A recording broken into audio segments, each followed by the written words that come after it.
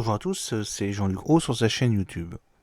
Aujourd'hui, nous allons parler de ballons espions stratosphériques, par exemple chinois, et le Patagone cherche des solutions pour les capturer.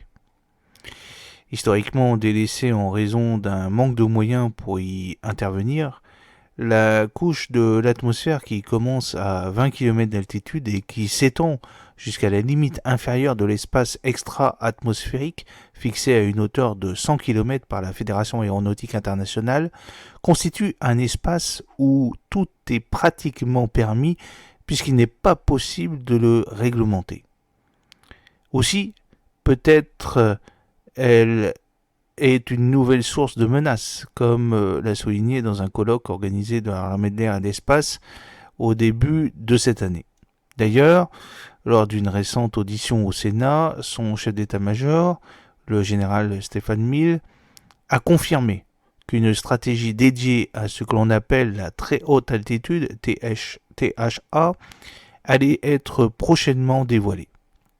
Nous nous sommes assurés que nos radars pourraient, moyennant certains réglages, être en mesure de détecter des ballons dans la tranche d'altitude où ils ont été détectés aux États-Unis, c'est-à-dire la tranche basse de la tranche évoquée.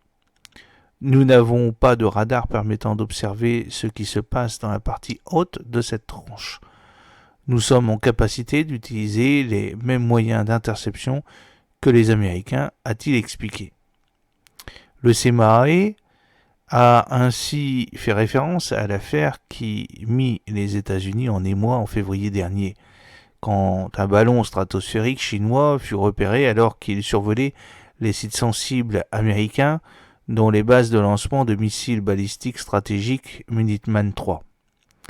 Pour rappel, cet aérostat fut abattu par un F-22 Raptor au large de Myrtle Beach, Caroline du Sud, à une altitude comprise entre 60 000 et 65 000 pieds. L'analyse des débris de ce ballon chinois a permis de déterminer qu'il se livrait bien à des activités d'espionnage. Cela étant, et curieusement, il n'aurait pas transmis de renseignements à Pékin. C'est en tout cas ce qu'a affirmé le général Pat Ryder, le porte-parole du Patagone, en juin dernier.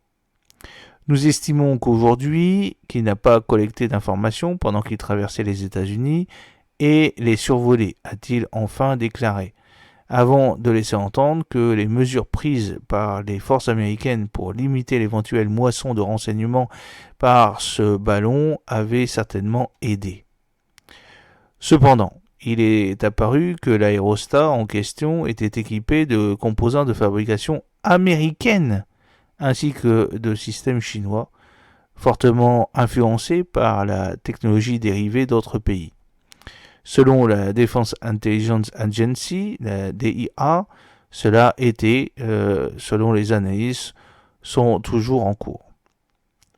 Par ailleurs, selon le général Glenn Van Heck, le chef du commandement de défense aérospatiale de l'Amérique du Nord, le NORAD, le périple de ce ballon chinois au-dessus des États-Unis a révélé des lacunes dans la capacité à détecter des menaces évoluant à très haute altitude. Nos radars étaient capables de le voir, mais nous filtrions alors ces données, a-t-il expliqué à NBC News le 20 juillet dernier. Nous avons beaucoup appris et j'ai aussi appris que je devais pouvoir voir plus loin dans le Pacifique, plus loin dans l'Arctique, plus loin dans l'Atlantique, a-t-il ajouté. Quoi qu'il en soit, cette affaire a donné matière à réfléchir et la DARPA, l'agence du Patagone dédiée à l'innovation, vient de lancer le programme Capture pour Capturing Aerial Payload to Enlarge Reliable Exploitation, qui, comme son nom l'indique, vise à développer une solution pour capturer un ballon stratosphérique. Ce qui serait par ailleurs plus économique que de le détruire avec un missile RR-AIM-9X Sidewinder. Ce programme se concentre sur la capacité à amener les systèmes stratosphériques à l'altitude, à l'endroit et au moment de notre choix afin de minimiser les dommages collatéraux, récupérer sa charge utile et réduire le coût de la réponse, a confié Kyle Warner, le chef de ce projet à la DARPA, d'après Aviation Weeks. Une sollicitation a été adressée aux entreprises de défense non traditionnelles via le dispositif SBIR, Small Business Innovation Research de la DARPA, et la date limite pour répondre a été fixée au 21 septembre.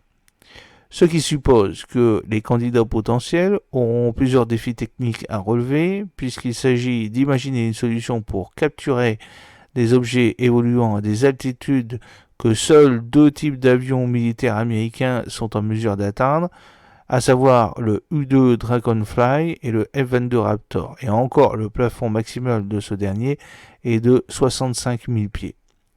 Ensuite, la capture de l'objet, potentiellement non coopératif, devra se faire d'une manière permettant une descente contrôlée.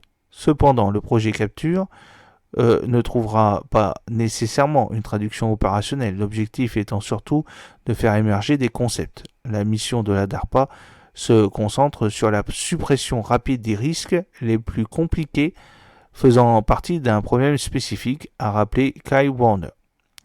J'espère que cette petite vidéo vous a plu. N'oubliez pas de cliquer sur le pouce bleu pour la promouvoir, de vous abonner si ce n'est pas encore fait, et de partager cette vidéo sur vos réseaux sociaux. À très bientôt, Jean-Luc Roux.